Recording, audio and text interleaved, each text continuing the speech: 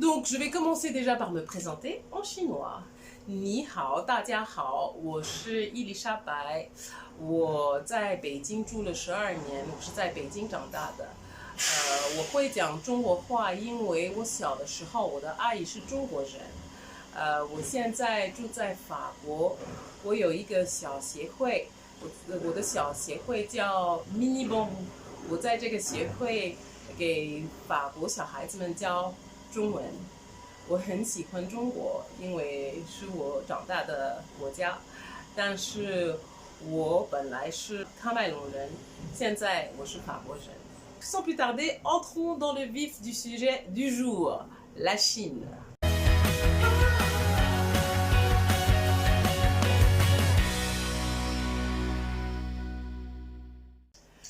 Bonjour et bienvenue pour cette deuxième journée de mon challenge. Donc c'est le J2 des confidences d'une femme preneuse. Alors déjà avant de commencer j'aimerais expliquer femme preneuse. Femme preneuse c'est un terme que j'ai créé il y a quelques années maintenant pour désigner une femme entrepreneur heureuse, une femme entrepreneur ambitieuse, une femme entrepreneur...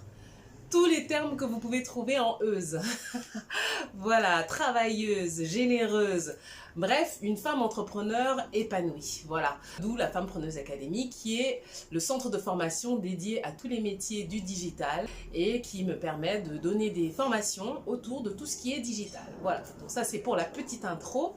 Donc confidence d'une femme preneuse parce que durant toute cette série, durant l'été, j'ai envie que l'on apprenne à se connaître davantage et j'ai envie de vous parler d'autre chose que de marketing digital, que de stratégie digitale et tout ce qui tourne autour de mon expertise. Hier, j'ai commencé à vous raconter un petit peu ma vie. Et donc aujourd'hui, je vais continuer en insistant sur la partie Chine. Voilà, donc je vais vous raconter un petit peu comment c'était la vie en Chine. Si vous avez des questions par rapport à ce que je vais vous dire là, vous êtes les bienvenus en commentaire. Donc en fait je suis arrivée en Chine, donc j'étais un bébé de 10 mois et mes parents venaient d'être affectés, d'être envoyés en mission en Chine. Ils étaient donc dans le corps diplomatique. La Chine à cette époque c'était un pays très fermé. Je me souviens du haut de mes 3-4 ans, tout le monde se ressemblait. En fait, ils étaient tous habillés en gris, en vert, en bleu marine dans la rue. On sentait que la révolution culturelle venait de se terminer parce qu'ils étaient tous hyper formatés. D'ailleurs, toutes les nounous que j'ai eues, toutes les aïe, comme on dit en chinois, que j'ai eues, étaient des personnes envoyées par le gouvernement parce qu'il y avait un bureau qui était dédié au personnel qu'ils devaient placer dans les familles d'étrangers parce que toutes les personnes qui devaient être en contact avec les étrangers devaient avoir été formées.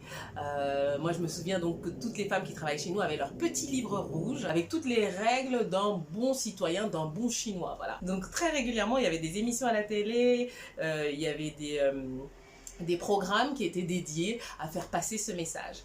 Donc moi j'évolue donc dans cet environnement, donc avant d'entrer à l'école, donc jusqu'à mes 3 ans, c'était une chinoise qui était ma nounou.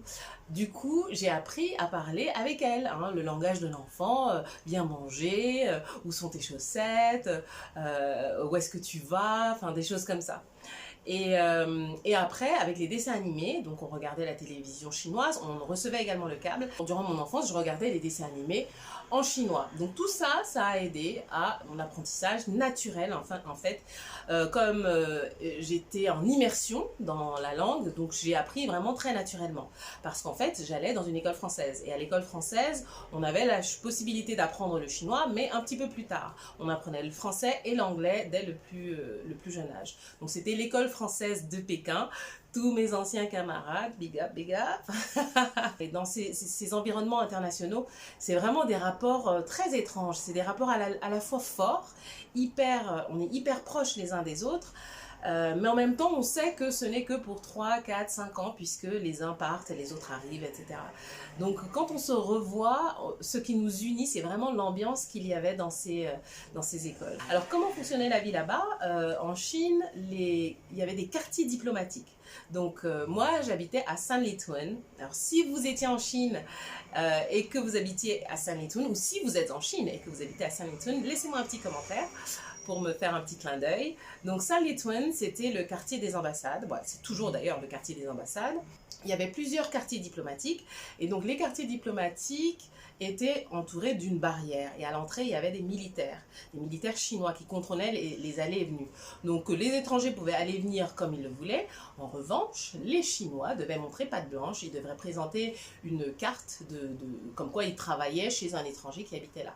Tout ça, c'était pour éviter la propagande étrangère, pour éviter que des esprits chinois soient contaminés par la pensée étrangère. Donc du coup, c'était très régulé. Ils voulaient que seules les personnes qui avaient été formées, qui se sentaient aptes à affronter les étrangers, étaient autorisées à entrer dans ces quartiers diplomatiques.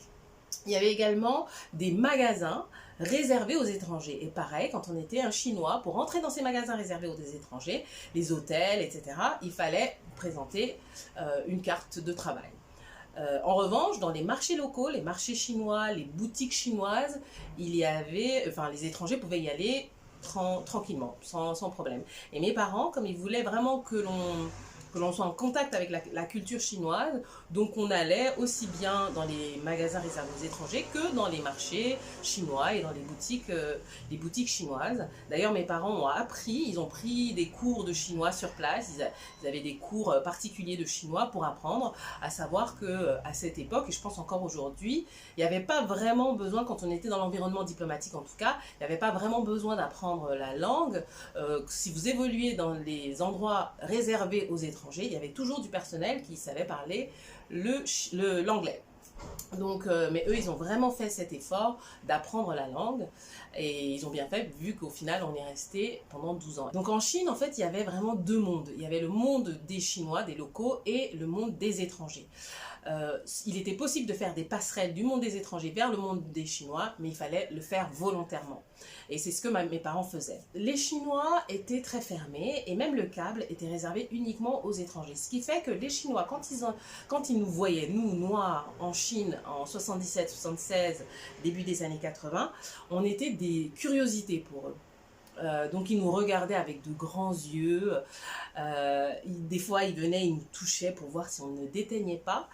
Et j'étais très surprise en 2001-2002 quand je bossais beaucoup avec la Chine. J'étais dans un salon international à Shanghai.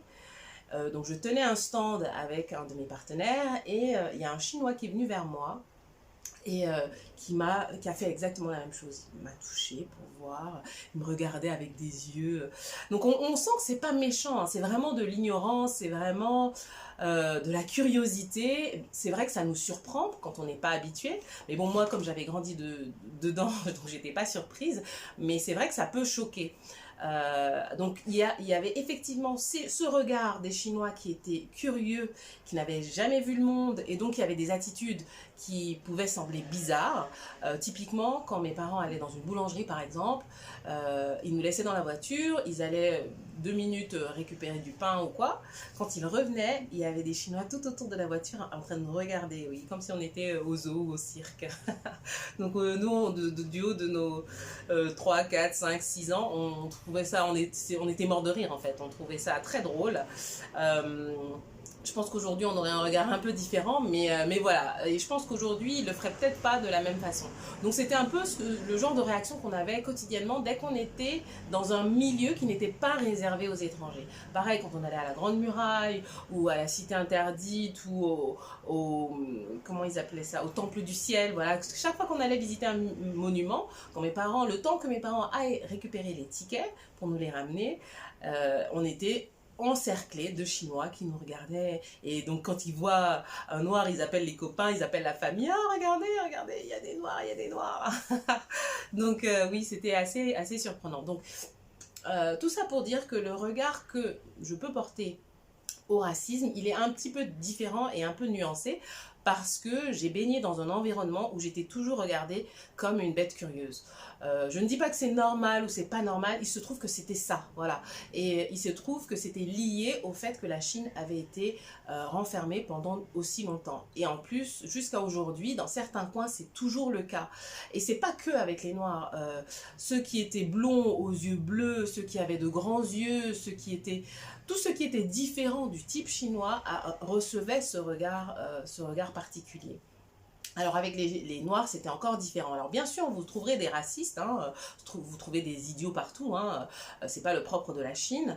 Donc il y avait effectivement des gens, des Chinois qui avaient de l'animosité vis-à-vis des Noirs. Ça, c'est indéniable. Il y avait beaucoup d'étudiants à cette époque qui allaient faire leurs études en Chine, qui rencontraient des Chinoises, ils tombaient amoureux, voilà, ils avaient fondé des familles, etc. Et du coup, les Chinois, les hommes, étaient un petit peu, détestaient ces noirs parce que pour eux, le noir était inférieur. Pour eux, c'était pas possible que le noir vienne chez eux et ait beaucoup plus d'argent qu'eux. Pour eux, c'était inconcevable qu'un noir se mette en couple avec une chinoise, une des leurs. Donc tout ça, ça créait des tensions. Et il y avait bien évidemment des tensions au sein des étudiants africains en Chine, parmi les étudiants africains en Chine. C'était un phénomène, oui, qu'on retrouvait assez souvent. Mais cela n'a pas empêché des couples de se former, des femmes chinoises de quitter la Chine pour aller en Afrique, s'installer, qui est au Cameroun, qui est en Guinée, avec leur amoureux.